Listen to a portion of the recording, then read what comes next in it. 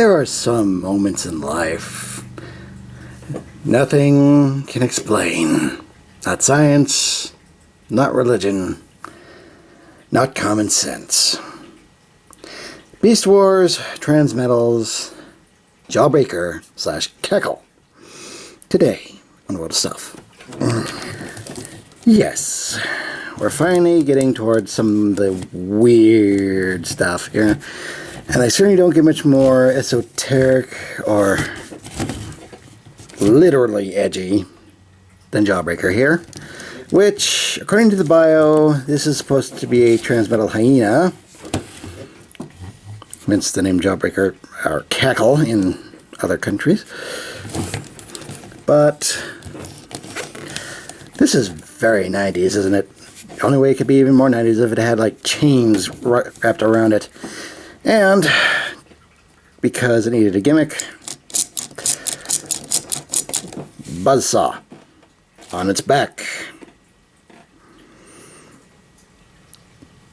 It isn't going to get any more sensical from here, so we might as well enjoy it now. Okay, as for articulation, the head does have a little bit of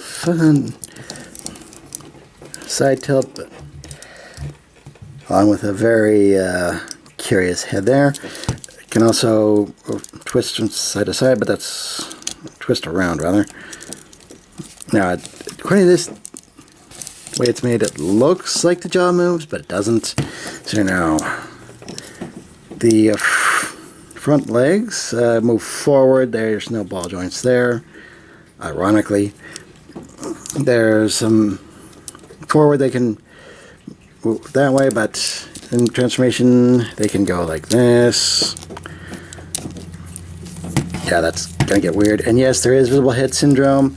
In fact, yeah, a whole lot of parts that looks like they're missing, but no, that's how it's supposed to look. And no third party has even thought to make that chest piece for them. Probably because it's not that popular. Okay, tail does move up and down. Legs are on a ball joint.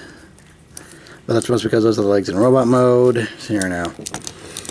Somewhat limited tilt to the knees. Mostly because of how it's made in this scimitar here. Okay, we also have a forward shin tilt. But that's mostly because to get it into the correct piece mode, which doesn't help.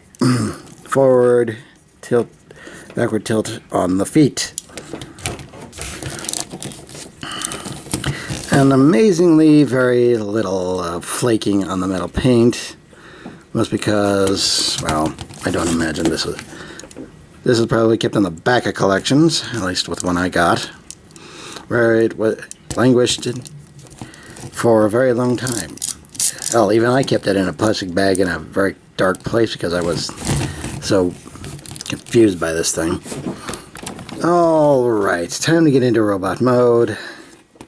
And trust me, it's not going to make any more sense than that. But you know, we start by moving the tail. This will be the weapon. Because he needs a weapon. He's just so defenseless. Okay, straighten the legs out.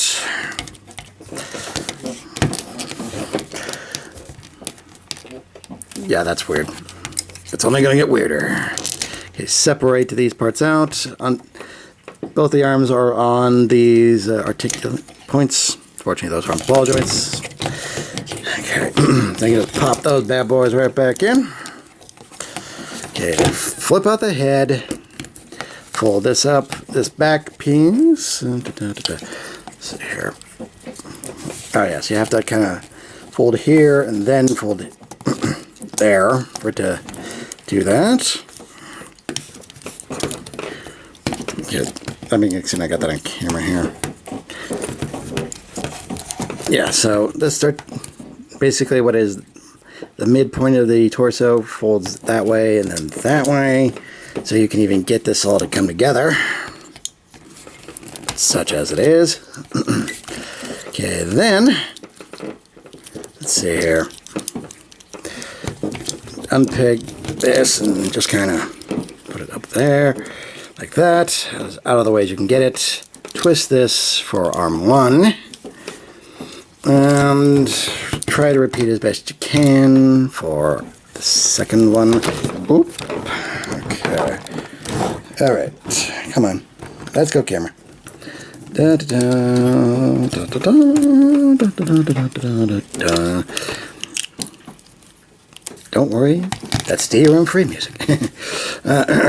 I joke, but never know. Okay. Okay, there we go. Yeah, those inner blades go inward, and yeah. Jawbreaker / Cackle. Robot mode. Yeah. Here in robot mode, we go from what was a fairly sizable jackal to a rather small robot. I mean, this arm is basically the length of his entire body, minus the head, so that's weird. And you still have the buzzsaw gimmick, for whatever that's worth. You also have a nice maximal crystal there.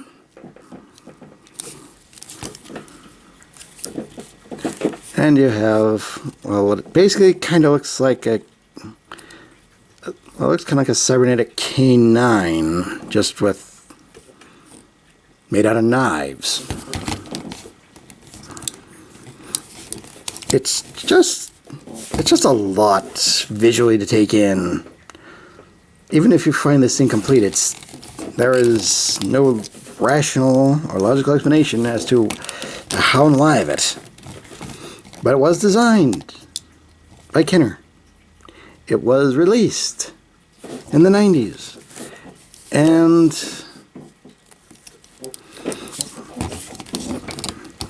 it is at least different. I will give it that. You are never going to find another figure like this on the market. Now, as for articulation, the head goes left to right.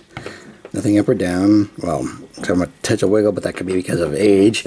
Arms and elbows are on ball joints. Nothing for the wrists. That was a few years off. Anyway, okay. Waist. For cohesion, it can do this. There's a bit of waist still, but that's if you pull the back. Otherwise, nothing there, really. Ball jointed hips, yet again. And with the same amount of articulation they had before. Same with the knees and the feet. Although he can break his own leg. So there is posability here, provided you can work within the confines of this figure's own kibble. Because, yeah, you're going to be running into some kibble here. Now for the big question. Should you get one? Well, the character didn't exist in any of the... didn't exist in a TV show. I doubt it, a lot of people put them in any of the comics. This is definitely a hardcore collector's figure. Whether you love it or hate it. Like I said, you are not going to find a figure like this anywhere else. The only thing close to it would actually be the Beast Wars 2nd or even Neo line. But you are certainly not...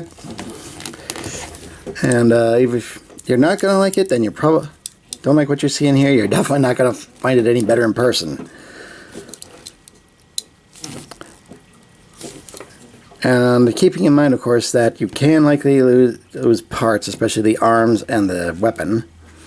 So finding them complete could be a bit of a chore to begin with. But it isn't impossible, unlike some figures. So, it's really a judgment call whether or not you really want it or not.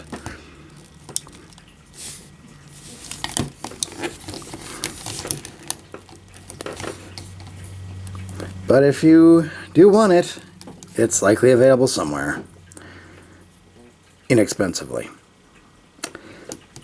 Okay, I guess that about wraps this up. I am the Deceptiwolf. This has been Transmetal Jawbreaker / Keckle.